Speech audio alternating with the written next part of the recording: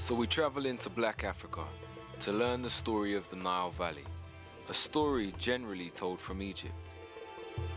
Today we're going to tell the story from a place that thrived before Egypt, alongside Egypt, and after Egypt. The lands to the south of Egypt, generally called Nubia, had 5 important golden ages. The first golden age, which was called Tarseti, some people call that, in translation, the land of the bow. This civilization was older than First Dynasty Egypt by about 200 years. They also domesticated animals here first and before Egypt, so pastoralism was very important. Depending on how far back, if you say 9,000 years ago, then you can say yes, it was probably more developed than Egypt. But starting from the 4th millennium BC, the center really is in Egypt and develops from there. Sudan was often ahead of Egypt in terms of developing technology because it had perhaps a smaller population. In Egypt, there's not much need for human economy. You don't need to save on human labor because every time the Nile flooded in midsummer, you had a huge reservoir of human labor as long as you were feeding them a living wage. The ancient Egyptians themselves said that they came from the south of Kemet, ancient Egypt, which is further up, higher up the Nile Valley, closer to the source. And they identified the mountains of the moon, which are in modern-day Uganda, as their place of origin.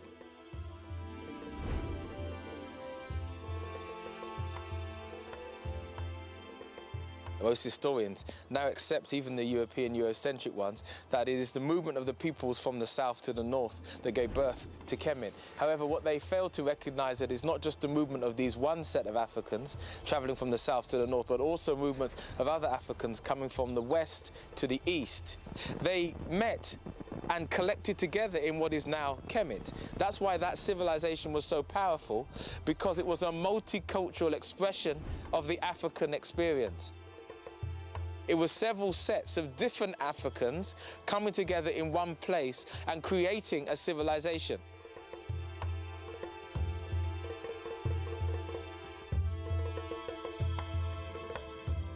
We travel through Sudan, the largest country in Africa, to learn about a world that was already old before our world had even begun. The ancient land once known as Tarseti, Kerma, and Kush, home to the Nubians. This is a place where early Europeans came to study and learn from Africans, and to study from the oldest people in the world, Africans.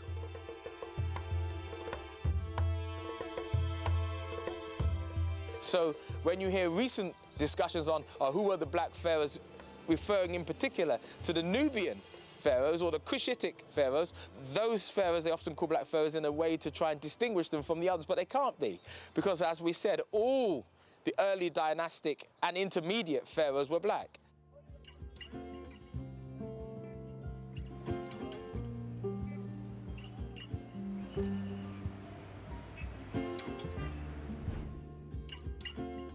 This is home to the world's oldest recorded religion, a place whose kingship and political system continued to bring harmony and prosperity to its people for over 3,000 years.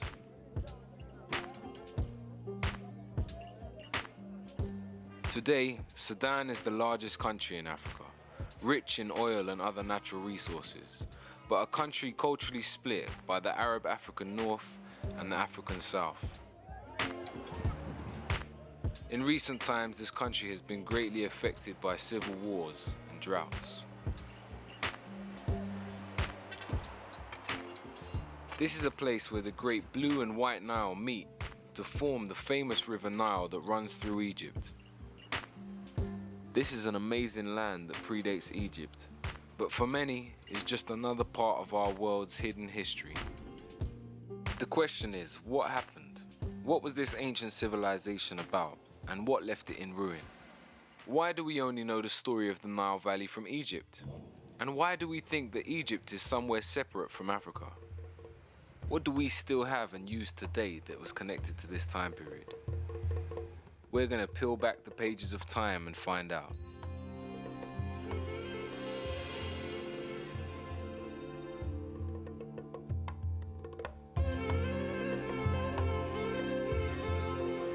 I'm standing here on ancient holy ground, in an area that was once part of the Napatan Kingdom.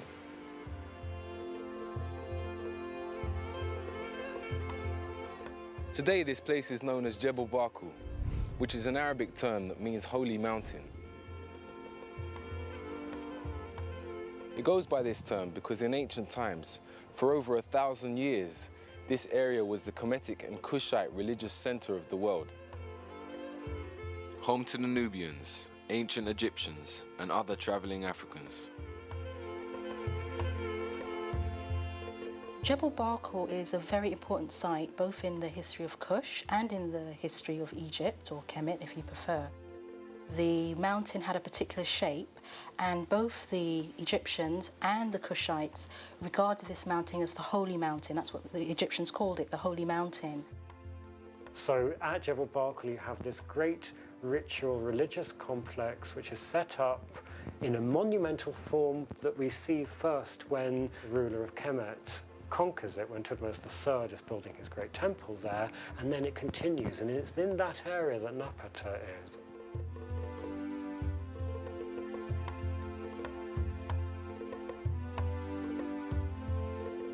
The city of Napata becomes a very important capital during this golden age of Kush. The site has a long history. We can trace it back to the 18th dynasty period of ancient Egypt, where the ancient Egyptians saw it as sacred to their deity Amen.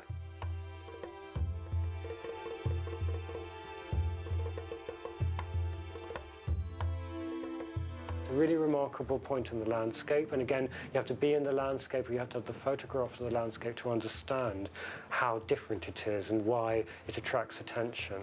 And people have different theories about that, but they don't tell us. They just call it the Juwa'ab, and they saw there a certain kind of form of sacredness.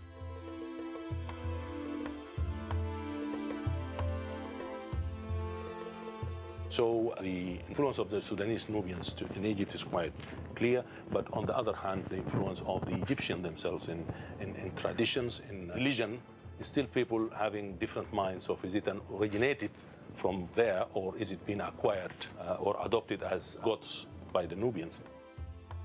So here at Jebel Barkal, in between Upper Kemet and Lower Nubia, we find much shared culture.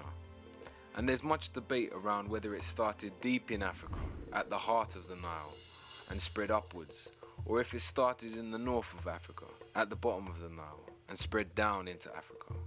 We must have in mind that these political borders were not there.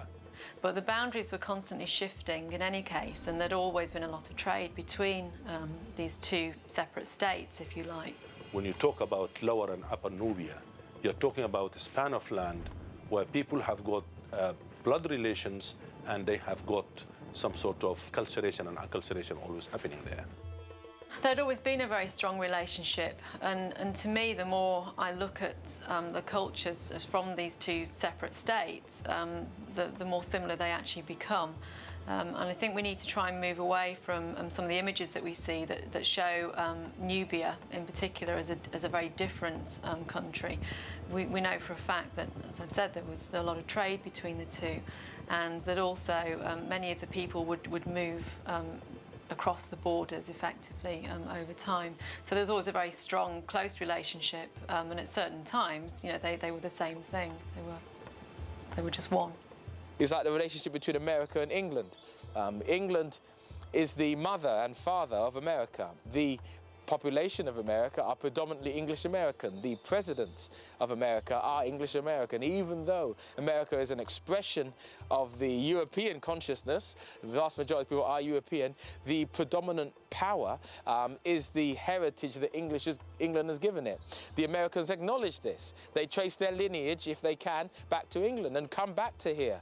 The relationship is a special relationship of power. Though America has power on this earth, England is its mother and father and recognized as such. That is precisely the way that one should look at the relationship between Kemet and Nubia.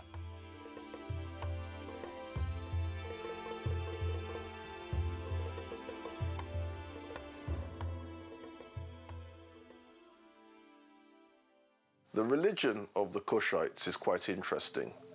one of the important deities was Amen. Now, Amen is the pronunciation that the Hebrews give it, and some scholars agree to use that pronunciation. Amun is the pronunciation given to it by one of the old European scholars, Plutarch.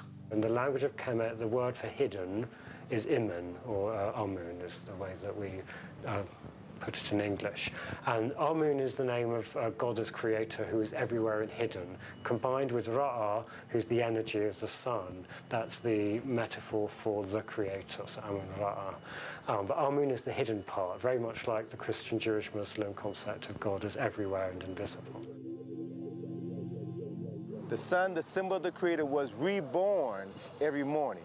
It reached its highest position in the day at noon, where it was known as Re. Re represented the creator, God, the sustainer of life on high at its highest point. When the sun set in the west, it was known as Amen.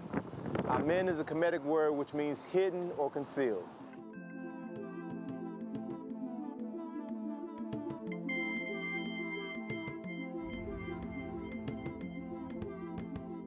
Amen was supposed to be unseen and therefore very all-powerful also, because Amen was responsible for creation. Amen was responsible for everything, knew everything, understood everything, could foretell everything, and so on, the great omnipotent and omnipresent divinity. At this religious center, one of the main temples that is still here to be seen today was a temple that was dedicated to Amun. The ram was a sign that was always associated to the worship of Amun. It has been claimed that during the time of these temples, it was the astrological age of the ram, what we know as Aries, and that's why the ram was represented. They all worshipped god Amun, who was the same god as in Egypt, the state god of the pharaohs, whose main temple was in fact in Napata.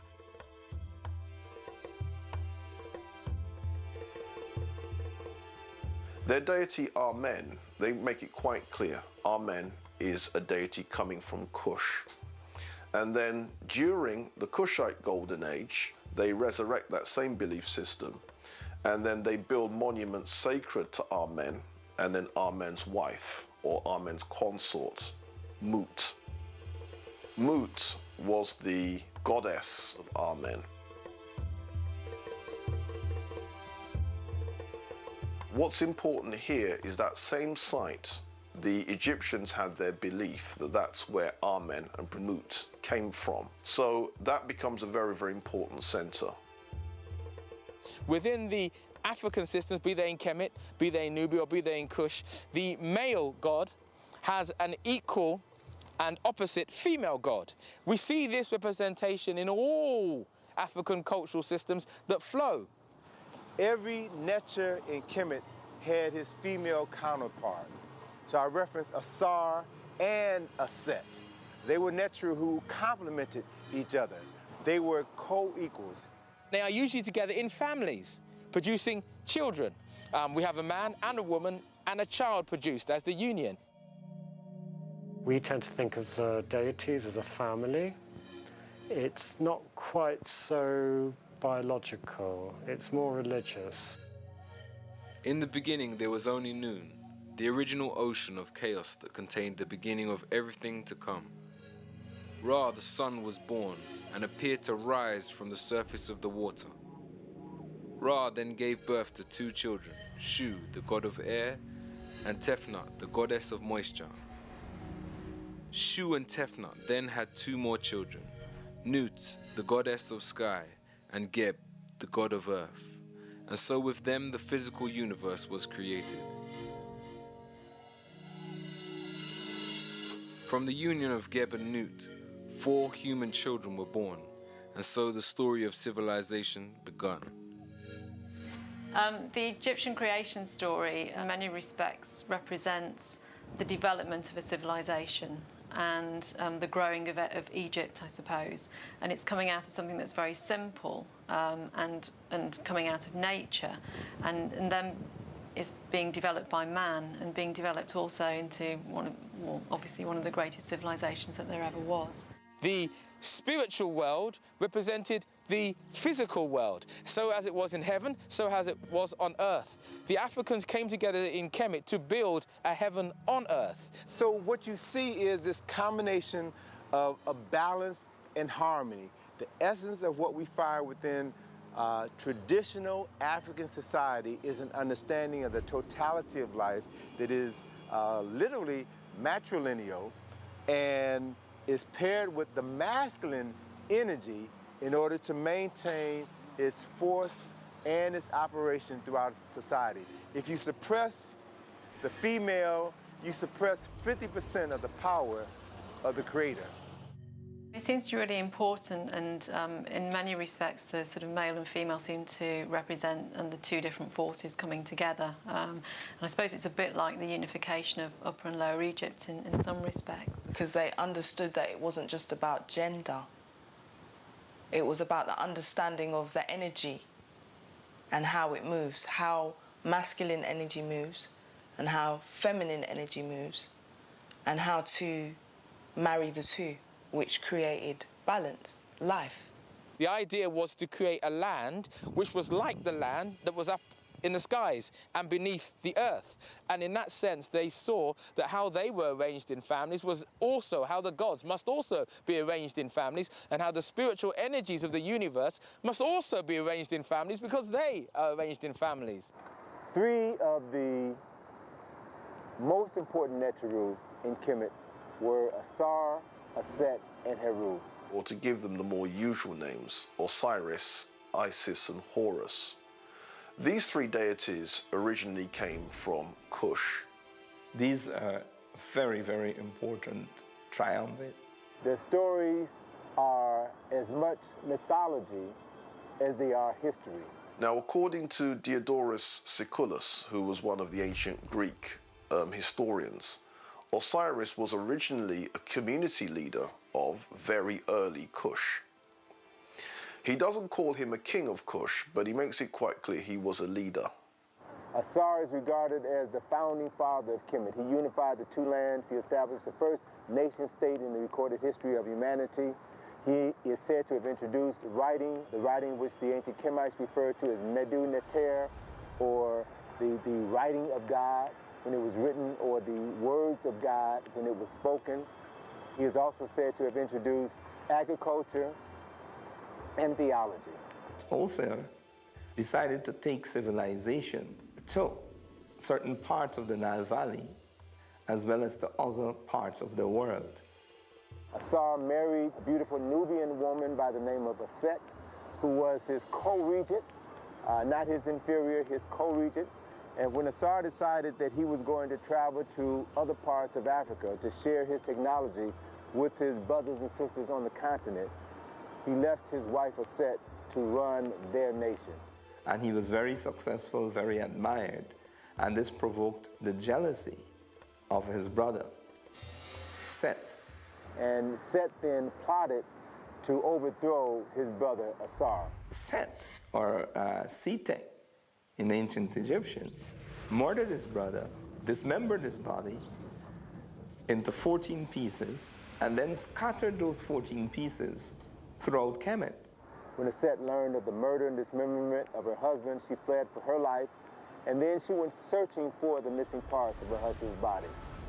Aset found 13 of the 14 parts of Asar's body, and as she found each body part, she cleaned it, she anointed it with oils, and she laid all 13 parts out, and she literally remembered her husband, wrapped his entire body in bandages, and created the first mummy in the recorded history of humanity. As Aset was preparing to bury her husband, she grieved because she was about to bury the man that she loved. She grieved because she was still a virgin. They had never consummated their marriage, and thus she would never bear children by the man that she loved. And according to the story written on many papyri in Kemet, carved on several temples in Kemet, the spirit of Asar came and impregnated his virgin wife, Aset.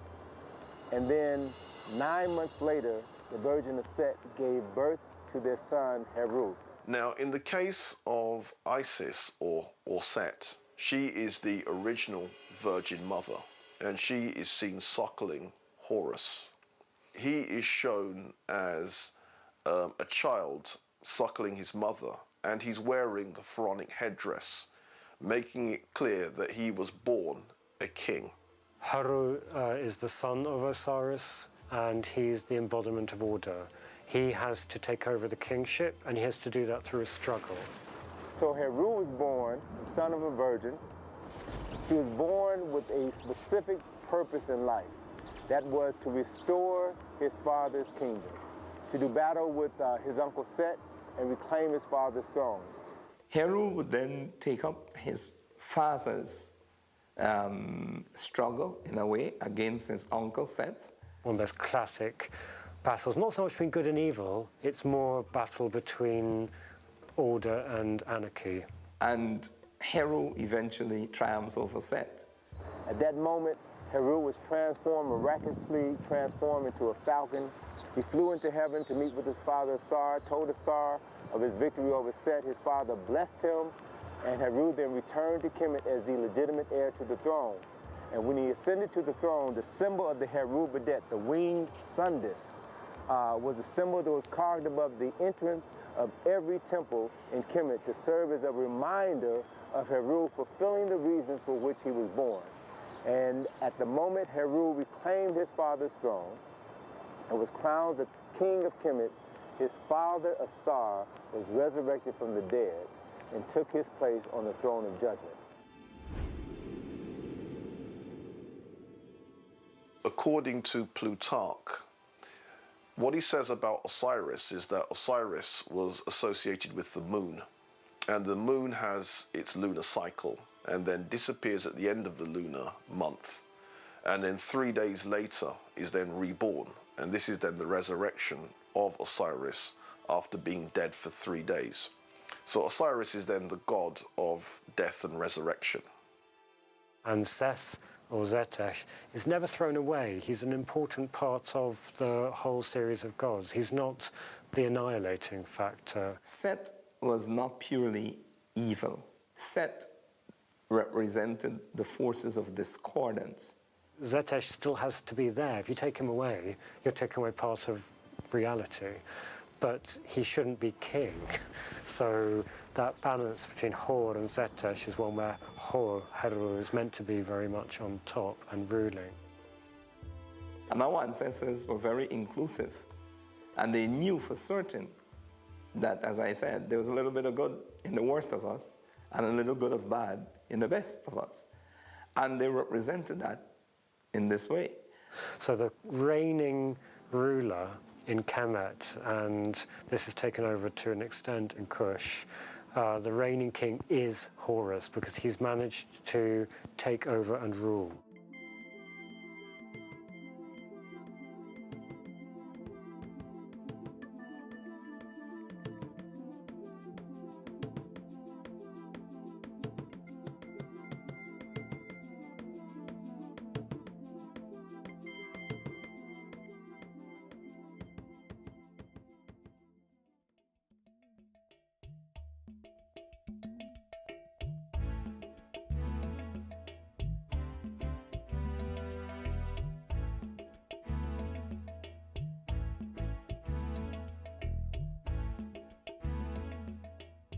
I'm here at Naga, at one of the Kushites' most well-preserved sites here today in Sudan. Temples were really important, both in Kemet and in Kush. When you begin to look at the development of temples, the temples that we find in Nubia, the temples that we find in Egypt, the temples were universities. In many respects, they were kind of mini universities. So you have your Egyptian elite living in the temples. They were developing languages, they were developing mythology, they were developing the religion. There were places where the so-called priests, who were actually priest scholars, part of a system of learning. And the fact that the temples not only acted as places of worship, but places of learning also. One was the house of the book, and the other one was the house of life, Per Ankh, meaning house of the life, house of life. The education was holistic So you couldn't study maths without studying geography or biology. Everything was interconnected. These priests that came out of these systems were to be the guardians or the custodians of this cultural practice. They were not theoretical religious people. They were individuals who were both warriors, both scholars, and both priests at the same time. It might be important to look at the system of education as a system of formal learning and the system of socialization as a way or the way in which one generation was socialized into the fundamental values and rituals and meaning of life of the community and therefore of the society. The belief was that you weren't born man or born woman, you were born male or born female. And through the process of passage, then you became male or you became female. The passage was intended to be arduous, rigorous. They would have had to have gone to the temple and gone through certain rites of passage. The socialization has to do with becoming an adult, with knowing your roles as an adult. And the training was both physical, both mental, and both spiritual. And a lot of this came to rest in the temple, where you had schools in the temple. The temple itself was not to be worshipped. The people themselves understood that they were the most sacred thing, not the temple. All the professions were premised upon somebody having completed what is called scribal training. To become a scribe was really to achieve the platform from which other careers took off. What I also find very interesting and very attractive about the Kushite civilization was that, unlike in Egypt, where it was only the educated classes and the priesthood and so on who could read and write, in Kush they achieved a high level of literacy. That meant that humble people could actually read and write and were encouraged to do so. In actual fact, I don't think there's any modern equivalent to one of these temples. They were both centres of scholarship, but they were also the centres of religion. So the custodian, the intellectual custodian, was also a spiritual custodian. Was also the warrior custodian. In times of war, it was they that pulled up their cloth and went to war. It was also they that kept the spirit of that nation alive. It was also they who kept the intellect of that nation alive in books and study. So there was no separation. Kemetian philosophy is so monotheistic. All of it was part of the one science, which is life. This science was not separate from religion. So the science and the religion were combined together. And it's that understanding that everything is interconnected, which is the spirituality.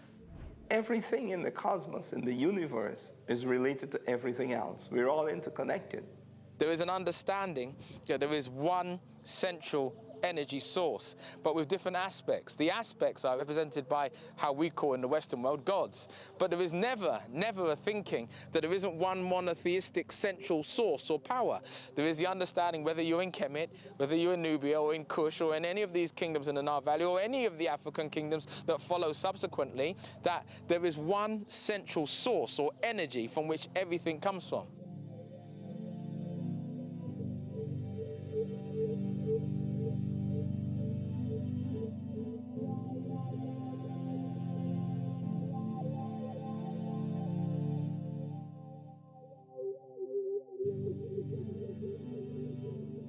Clearly they share the same religious beliefs as with the Egyptians, with some additions, so to speak. Some local gods were worshipped, like god Apedemak, a lion god.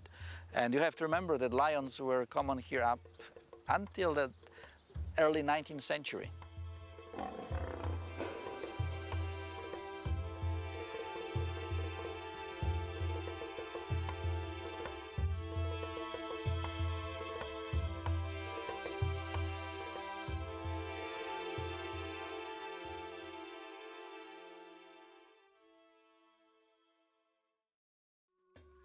These historical sites found here in Africa are all that's left of the Nubian and Kushite cultures of people who lived all along the Nile Valley. These ruins are evidence of some of the world's earliest highly developed civilized cultures. These people had an understanding of astrology, medicine, philosophy. They had mapped out the world. They had circumnavigated and understood the planet that they lived on. We find that the people of the Nile Valley were responsible for developing the first calendar of 365 1/4 days. Now, because of the tropical or semi-tropical condition in the Nile Valley, there were clear nights and people could see the stars and the other heavenly bodies. And it is very clear that humanity began to notice patterns. Think about this. How long would it take, for example, for us to understand the movement of the moon? The moon travels around the Earth every 27.322 days. Because of this, the ancients based their month around a 30-day cycle. How long will it take for us to work out that the Earth goes around the sun once in every 365 1/4 days? The calendar was utilized as late as 4,230 BCE. Now, in order to come to that definitive understanding of how long it takes the Earth to rotate on its orbit around the sun, you have to be able to make celestial observations for at least 1,000 years to identify the patterns, to then correct the patterns, to come up with the most accurate calendar that has ever been used by human beings. The ancients of the Nile Valley based their year and months around the natural cycles of the universe. Each of their months was connected to an astrological sign, like our zodiac, and so their yearly calendar became a map of the Earth's human, earthly, and heavenly cycles.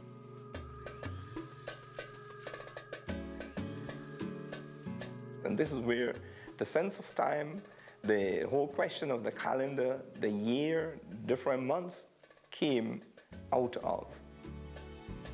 So you had groups of people who had time on their hand to observe their environment and then to produce great works that recorded their observations. So you had astronomers.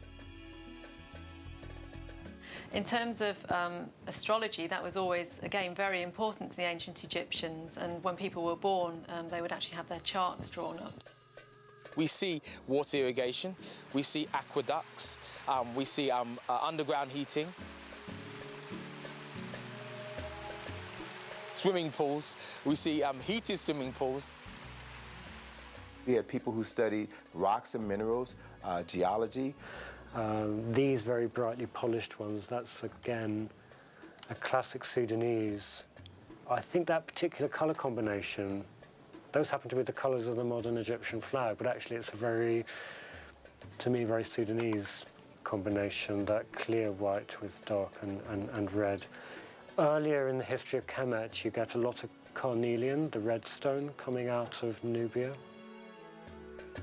Precision drilling, iron smelting, precision iron smelting.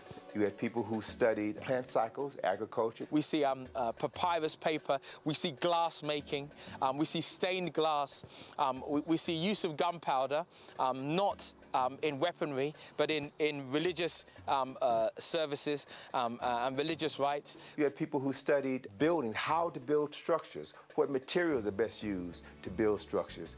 This was a great golden age of pyramids, of temples, of writing, scholarship. We see elements and good deal of evidence, perhaps of electricity. You had artisans who were responsible for creating great works of arts, sculptures, paintings.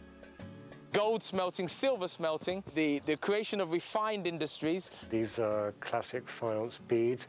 This is the colour that most of the material in this tray should look.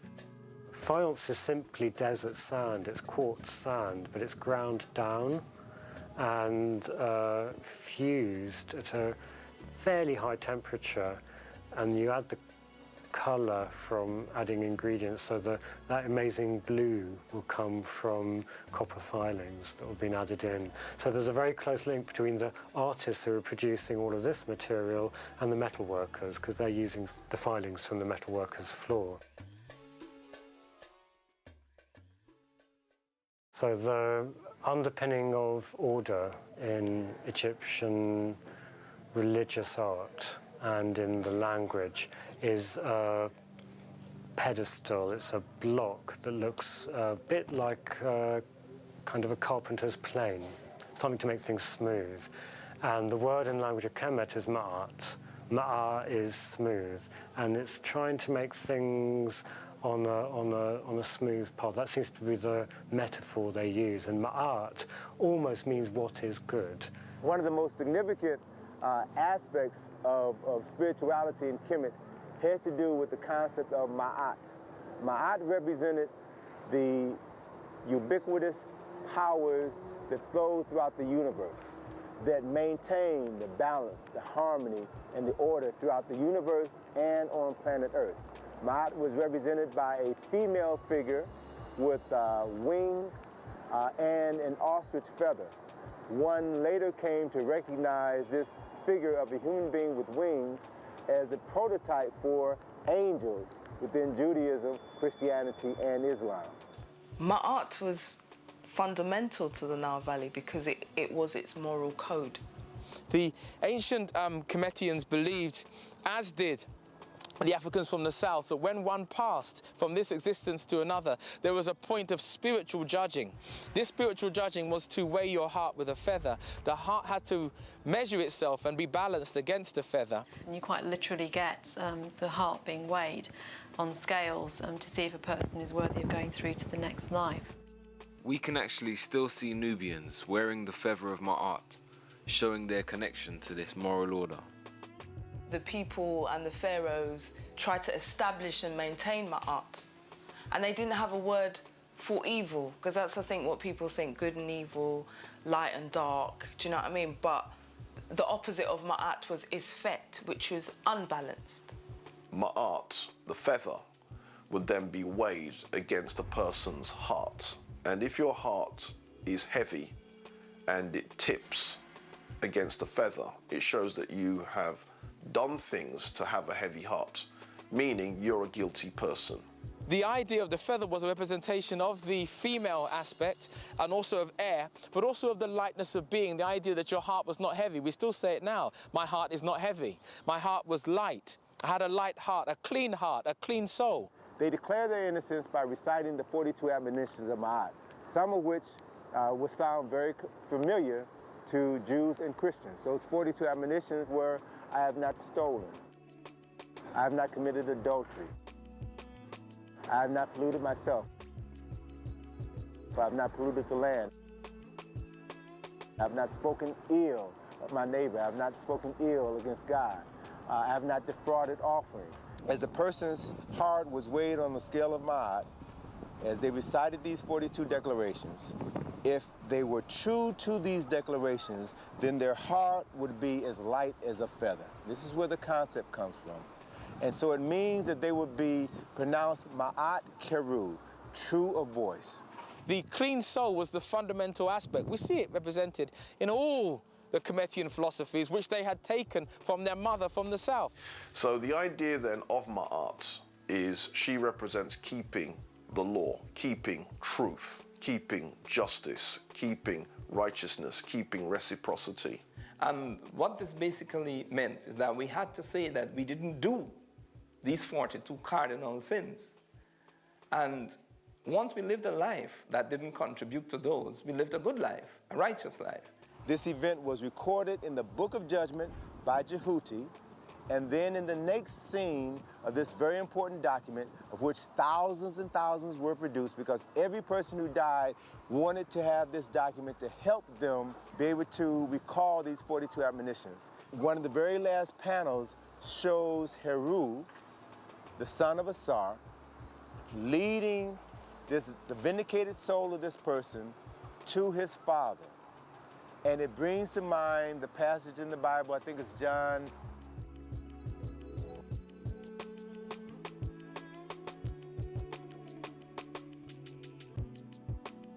So Heru was the way, Heru was the truth, Heru was the light through which the soul of man was brought before the Lord of judgment and then proceeded to go into heaven or hell to experience the next life.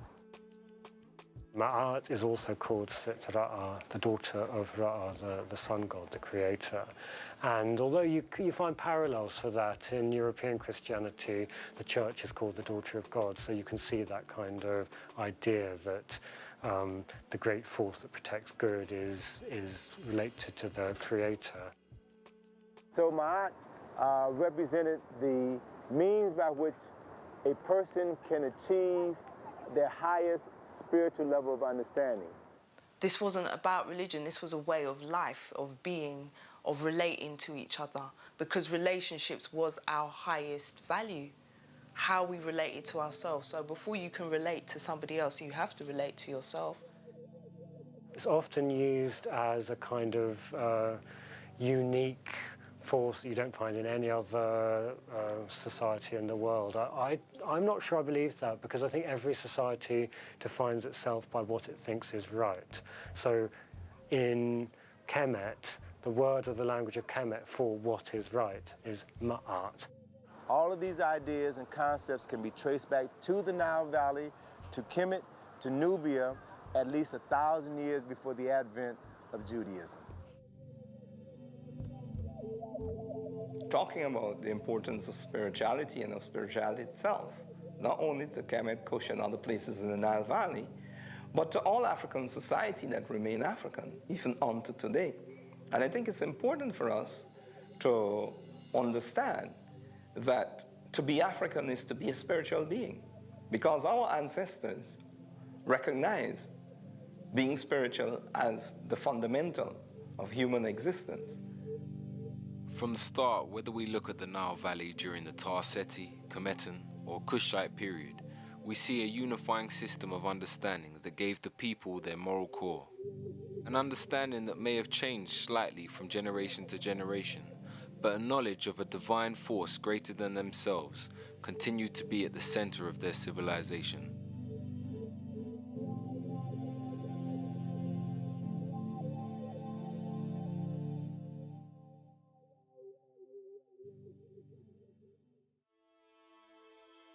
Debates still rage about the length and continuation of the Nile Valley cultures and how interconnected they were. What we do know is that over time rulership changed between the different black rulers along the banks of the Nile. It appears that Kemet was roughly 3,000 years old before it had any interference from cultures outside of Africa. Asiatic people known as the Hyksos melted into the Northern Nile society at first, and then by chance took full control of Lower Kemet and ruled for roughly 100 years. During this time, Kemet was inflicted with corruption and a depraved form of leadership. There's still debate around whether they were fully kicked out or not. Society in the Lower Nile Valley continued to come under attack from groups outside of Africa. When the Assyrians took over Kemet, they attempted to separate Egypt or Kemet from Nubia. Now, this was a hard thing to do since both sets of people were entwined. Their families, their culture, their religion was part of the same culture and religion. In about 1,000 years BC, the Nubians moved in and took full control of Lower Kemet, bringing the whole region under Kushite protection. When Kemet got into difficulties, it was the Nubians from the south who came from the south to the north to rescue Kemet. The Kushites, they decided to go into Egypt and to take control of the situation, to sort things out, to restore traditions, to restore religion, to restore law and order, and to basically remind the people in Egypt who they really were. They were trying to retake Kemet because Kemet was theirs. It was their bloodline. They were not foreign invaders. They were individuals who were part of the original bloodline, attempting to retake the bloodline and the land which was once their own. So that line of 7 or 8 Nubian kings was an attempt to give an African renaissance, to return Kemet back to African hands after the Assyrians were attempting to cut off Kemet from the Sudan or cut off Kemet from Nubia. During the period of Kushite rule in Egypt, the way they administered that country was quite interesting. What would happen is the male pharaohs would then rule from the city of Napata. Female rulers would then rule from Waset, which is in Egypt. In Africa, women didn't rule and men didn't rule. Men and women ruled equally. It was a co-rulership with different functions, where the woman was fully vested and the man was fully vested. And what I find interesting and very attractive about this civilization is the fact that women could actually rule in their own right. So they didn't have to be, rulers because they were waiting for a boy king to grow up, or they weren't ruling behind the scenes while, the guy was the king and he was the official ruler.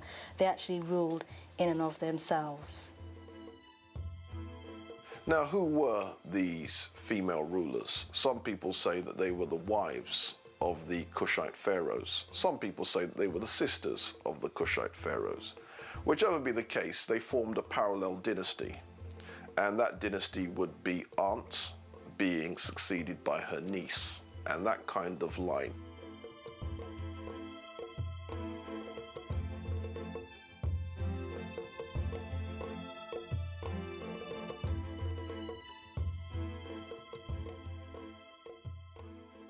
Iron, the center of that industry, was of course Meroe. Meroe is already a city, a royal city, when the capital is further north at Napata. The royal city of Meroe is very important to our understanding of the achievements of the Kushites because it was actually a planned city. It was planned, it had a water sanctuary, which are known as the baths, it had temples, and it also had spacious homes on the scale of aristocrats. Today at this ancient site of Meroe, we can see the most amazing arrangement of pyramids. Here, like in other parts of the Nile Valley, it's still debated whether the pyramids were used just for burials or if they were astrological markers and places for holy rituals. The city of Meroe dates back to about the 10th century BC, although this is controversial. If one looks at some of the older writers writing in the 19th century, they argue that Meroe is so old that it even predates ancient Egypt. But let's get with the conservative dates, 10th century BC. Scholars who have been to Meroe have all pointed out the same thing, the huge amounts of iron slag. Meroe was a massive industrial center of antiquity and clearly a major center of iron production. As a production center, it's long before the Industrial Revolution, but in a certain way it's an industrial city. In fact, the early explorers call it Birmingham of Africa. Now, why the Birmingham of Africa? Well, Birmingham, back in the day, was the center of England's iron working industry. As an industrial centre, it was very, very important. The main thing that people think about when they talk about Meroe is iron. There was iron production there. Some people have even said they had steel production. In this area, it was rich in iron ore, so it allowed Meroe to develop not just as a major political and, with some temple, religious center, but also as a major industrial center, which perhaps traded with countries elsewhere. There are reports that the Kingdom of Kush had trade routes going as far as India, and that many Nubians settled there, creating an area called Indus Kush. That makes you look at how people inside Meroe related to one another and to the outside world in a new way.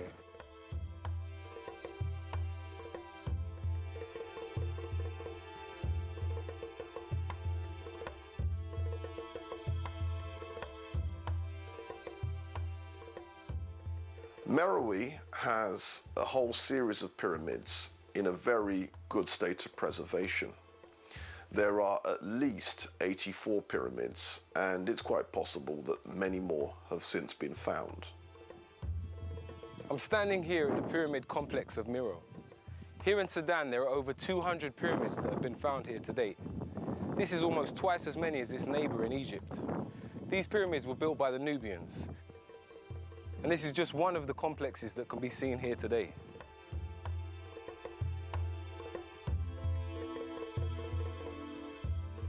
Gold and iron were two most important trading products in Kush.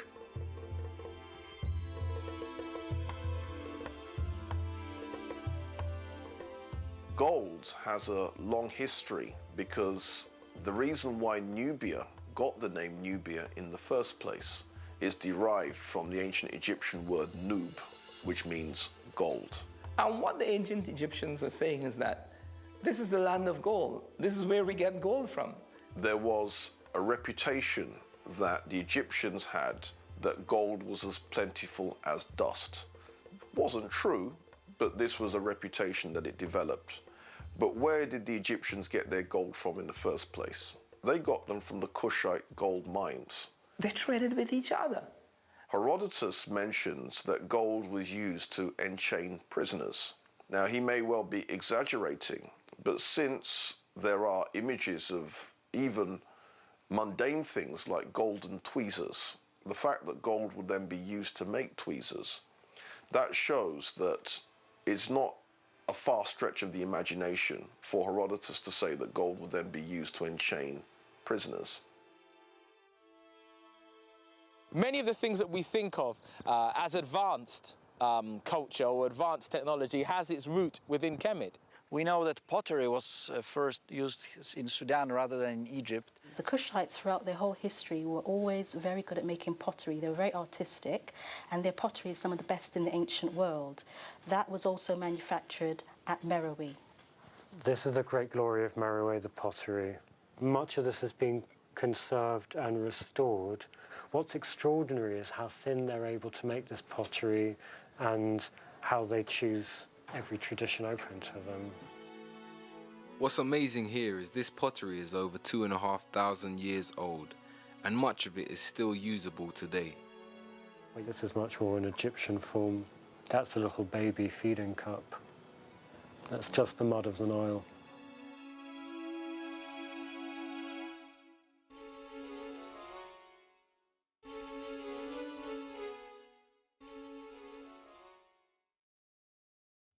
Now, the last ruler, Shepenupet II, was on the throne when the Assyrians conquered Egypt.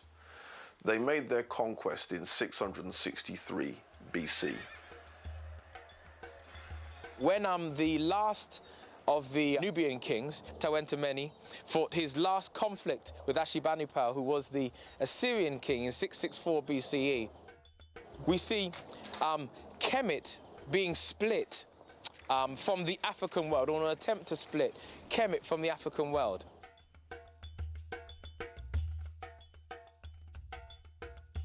As the subsequent more barbarous invaders took control of Egypt, the kings of Kush were afraid that their central kingdom would be attacked, would be destroyed. So they moved their capital from Napata to Meroe, which is why Meroe grows when Napata declines. The kings moved their burial ground, their pyramids, to Meroe, and perhaps they moved the capital city even earlier, around 500-600 BC. So this dividing line that was set up by the Kushite kings was a matter of defense, a matter of safety. After this, there are no more black rulers of Egypt. The rulers are now Assyrians or Assyrian puppets. And essentially the northern part of Kemet became part of the culture and history and civilization of Assyria. Assyria became the focal point, the married line, the feminine line, the female line of Kemet was deliberately usurped by the Assyrian kings. And therefore Shepenupet II was the last independent black ruler of Egypt. As the Assyrian kings took control of Kemet, then we have a resurgence in consciousness in Nubia. The Kushite people, the Nubian people in the south, resurged because after 664, perhaps by 590 BCE, there were no further attempts by the Nubians, by the Kushites, to retake Kemet. That's why Meroe had a second renaissance. It had a renaissance before, but that's why it had a second renaissance, because the Kushite kings, the Nubian kings, were no longer trying to take back Kemet. That's why the Meroitic script was resurged. Now, during the time of Kushite pharaoh Natasen, the Kushites invent this script, which scholars call Meroitic. And interestingly, they also borrowed from Egyptians the signs for writing their language. But let's be quite clear. Egyptian hieroglyphics themselves date back to the Tarseti period, which is the first golden age of Nubia. So if we wanted to trace the origin of Egyptian hieroglyphics, we have to go back to very early Nubia. Basically, for the longest time in Kushite history that we find evidence of writing, they were using the same hieroglyphs as the Egyptians were using. Both cultures used the same. But later on, when the kingdom became more centered in Meroe, they devised their own script. But they borrow 23 hieroglyphic signs and a number of other demotic signs to write in their own language, which is the second oldest written language in Africa, Meroitic language. They actually devised two scripts. One is known as the cursive script, and the other one is known now as the Meroitic hieroglyphs. The script had 23 letters, of which 19 were consonants and 4 were vowels.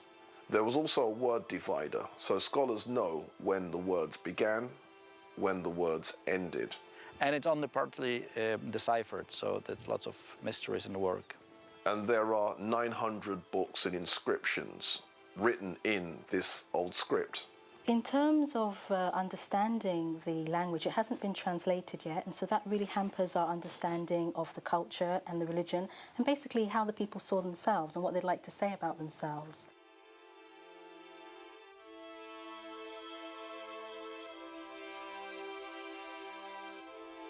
There are a couple of people who are trying to decipher the language, and one of the ways that they wanted to do it was to speak to people who today speak what may have been a related language. Time is running out because a lot of the languages of Africa are not spoken by more than literally sometimes a dozen people. And as the elders die and people don't capture these languages, we won't have that link. People in the landscape won't know what the sound was. It appears that the Nubian Kushites created this new language to protect the last of their secrets from the invading foreigners. In doing so, they created a greater divide between them and their lost gem of the Nile Valley, Egypt. Then Egypt is conquered by the Persians in 525 BC.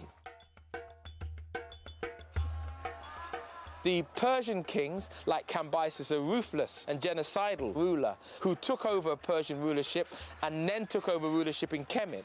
This Cambyses attempted to invade Nubia and failed. His army died in the Nubian desert. That which was left was destroyed by the Nubian bows. If you don't know, then you should know that the Nubians were famous for having the longbow. Even before the 14th century Englishman said he created the longbow. I don't know how he came out with creating the English longbow. The longbow was the famous weapon of choice for the Nubian, the Kushite warriors. Then it's conquered by the Greeks in 332 BC.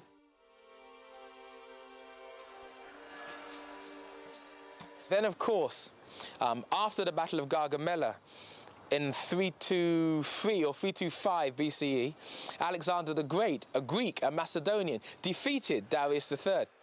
In defeating Darius III, Alexander the Great then became a pharaoh of Egypt. He took charge of Egypt, which is what we get the name from the ancient Greeks. That's what they called the country. So the Egyptian world becomes part then of the Greek world. And following his death, when his kingdom, which was so big it had to be divided up amongst his generals, a general called Ptolemy took charge of Egypt, and initially as a satrap, as an official who was ruling there, and then later as a king. The Macedonian rulerships, Ptolemy, etc., was a Macedonian Greek general, married into the Egyptian bloodline. Married into the female Egyptian bloodline, producing Egyptians who are Greek and Egyptian at the same time and facing towards Greece. And he founded really the last resident dynasty of pharaohs. So then Egypt then became even more divorced. And then, of course, there is the classic story. Whether or not there is historical accuracy to it is another matter, although we do have references to it, of Alexander's attempt to invade Nubia and the Candace Amerinus with elephants and warriors preventing him from invading Nubia. We have that recorded under several Greek scholars. The Macedonian rulers of Egypt did not conquer Nubia. Nubia remained essentially intact. The Greeks had had a lot of contact with Kemet, and they saw Kemet as a place where they would go to learn. So many of the famous Greek philosophers, mathematicians, scientists, playwrights, all went to Egypt to actually learn from the Egyptian priests. The Greek rulership did not affect the religious systems in the same way that Christianity and Islam did. The Romans started to interfere with Egypt about 100 BC. And that was because this Ptolemaic dynasty, the dynasty Cleopatra was the last ruler of that dynasty, had started to have a lot of dynastic feuds. So brothers and sisters had been sort of arguing and vying for the throne. One person would be exiled, somebody else would take control. And the Romans were starting to become increasingly powerful, and quite often the ruler who'd been exiled would actually run to the Romans and ask them to put them back on the throne. Then it's conquered by the Romans in 30 BC. For the Greeks and Romans, the Egyptians were Africans, and when you get depictions of Egyptians, they're always shown people with black skin, afro hair, sort of small noses, broad faces, full mouths. So they actually sort of have a caricature almost of what they see as an Egyptian. And the Greeks often confused Egypt with Ethiopia, so they'll quite often call the Egyptians Ethiopians.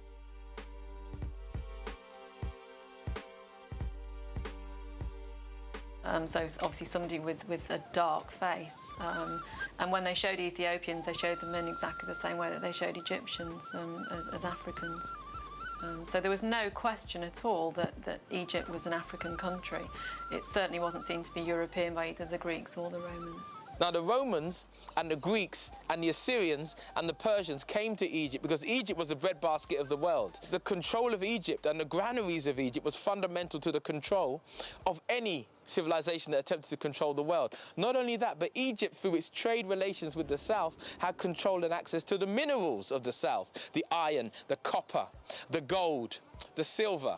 The Roman system of coinage was based on gold and silver. Therefore, they needed access to the mines of the south. So the control of Egypt was fundamental in getting the trade from the gold and silver from the south to the north. So therefore, the control of Egypt was fundamental. Egypt was the most wealthy nation in the world, and it remained so through Assyrian, Persian, Greek, or Roman rulership. Egypt still was the most wealthy, not just in terms of gold and silver, which was, you know, tenuous in terms of its commodity value, but in terms of grain, wheat. Rome as a civilization, like the Greek civilization, did not produce enough food to sustain itself. The Romans saw Egypt, and the reason they really wanted Egypt so much was that it was a grain source for their armies. When Kemet was invaded by the Greeks and the Romans, they effectively ruined the country. They used it not for itself, they used it for their own country. So, for example, when the Romans were ruling in Kemet, they took all the grain from there and sent it to Rome as dole for their people, because the Romans had a dole system where they would give people bread to keep them quiet. That was their dole. And all the grain that made that bread came from Kemet. So basically they ruined the country completely. But they also traded things like animals, obviously for their gladiatorial fights. A lot of the African animals were shipped over to Rome. Because the Romans saw Egypt as this sort of exotic and interesting, sort of another world almost. It wasn't just another country, it was a completely different world to the one that they were used to. So when you overexploit a country like that and you take all of its resources and you use it for another country, obviously there's going to be nothing left for that country. And over time, Egypt became poorer and poorer, and I feel that this ultimately led to the final downfall. So the relationship between Egypt and Rome was fundamental in Roman survival. Not in Egyptian survival, in Roman survival. I think Egypt was crucial to Rome's development, both from a political point of view, in that it gave it a very important, a very wealthy territory, but also because a lot of people in Rome became very interested in Egyptian religion and Egyptian cults. And also, they must have been learning from people in Egypt, as the Greeks had learned from people in Egypt. So I think that Egypt was actually very important for Rome, certainly Rome's early development. But all of this means, of course, that Egypt is getting more cut off from its neighbour from the south. It sees its relationship as being north. Its connections are northward. not southwards. It sees the south as a trade route, a source of supplies and minerals and grain. And we see further connections between the royalty, the royal families, the political people of Egypt, and we see with the south, because the south has cut itself off and it's been cut off. Now, the conquests of Egypt changed the population. And so Egypt was already moving into an Afro-Asian direction.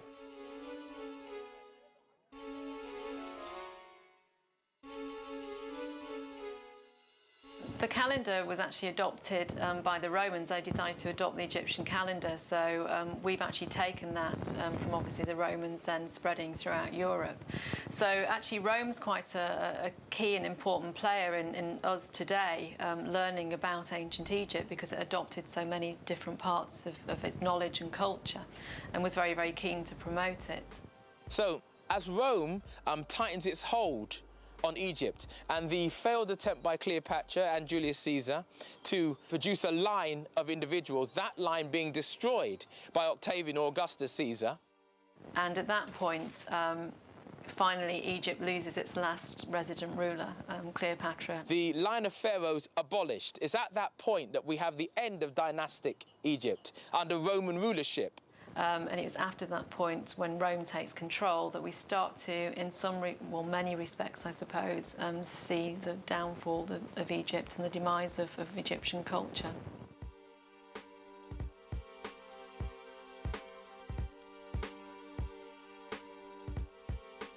Meanwhile, in Kush, the pharaonic culture continues. One of the great things about the Sudanese Meroitic Kingdom, they're one of these kingdoms that keep the Romans out. It's one of the kingdoms that the Roman Empire tried to conquer and failed to conquer.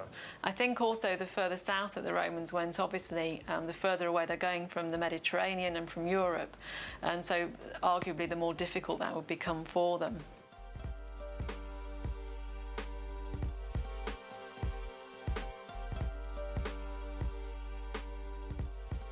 I'm standing in the center of the once great city of Meroe. Behind me is a temple dedicated to Amun. Excavations done here in the 90s reveal temples with walls and statues covered with gold leaf, a remnant of Meroe's immense gold trade. At the heart of this ancient city, we find the remains of its spiritual center. Here, Amen was revered in temples of the highest splendor.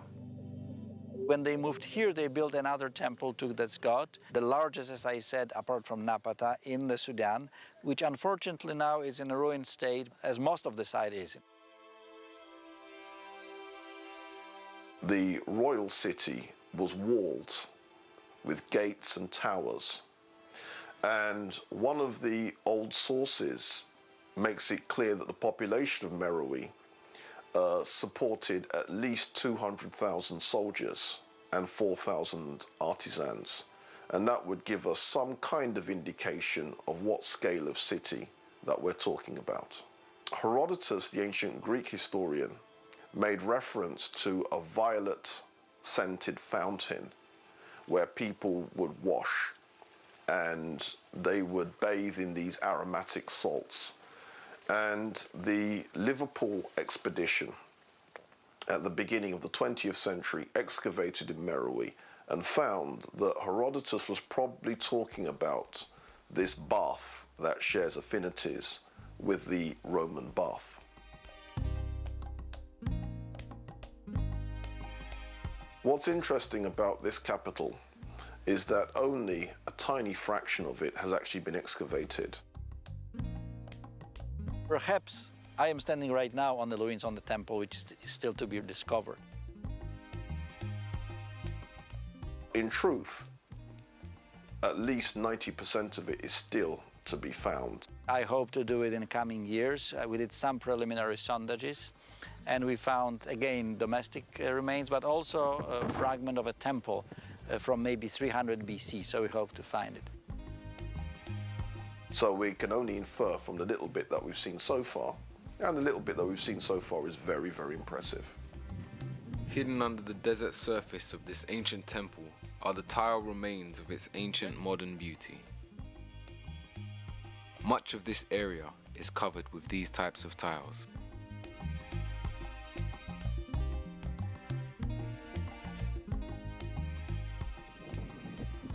The modern-day neglect of these temples is only equaled by the invading nations that came in and replaced religions and took over the land of these areas. The Nubian and Kushite culture began to slowly decline as the invading nations took control of the surrounding areas. As Rome became Christian, it began to spread its New World religion throughout its empire, taking religious control of the Nile Valley. For the essential part, Kush remained essentially unchristianized. However, on the eastern side of Sudan, in a place called Aksum, they created a Coptic religious system. This Coptic religious system, though essentially African, had a different philosophical base to it than that which had been there present, and a different thinking process to that which had been there present. The last of the Kushite pyramids is around 300 and something AD. And so it would seem that the last burials of the Kushites coincides with the punishing of the Red and the Black Noba by Emperor Ezana of Aksum. This Aksumite kingdom was the kingdom that in 320 AD, CE, was the kingdom that eventually conquered Kush. The end of Kush brought the end of roughly 5,000 years of royal culture in the Nubian lands of the Nile Valley. So as we look back over this ancient world, we can say that the ancient Africans of the Nile Valley had a civilization that lasted longer than the society we are part of today. At its peak, it had reached a great level of spiritual, social, economic, and structural development. This was a civilization of religion, astrology, medicine, philosophy, architecture, art, engineering, mathematics, and much of what was passed down to us from the Greeks and Romans actually came from the legacy of the Africans of the Nile Valley.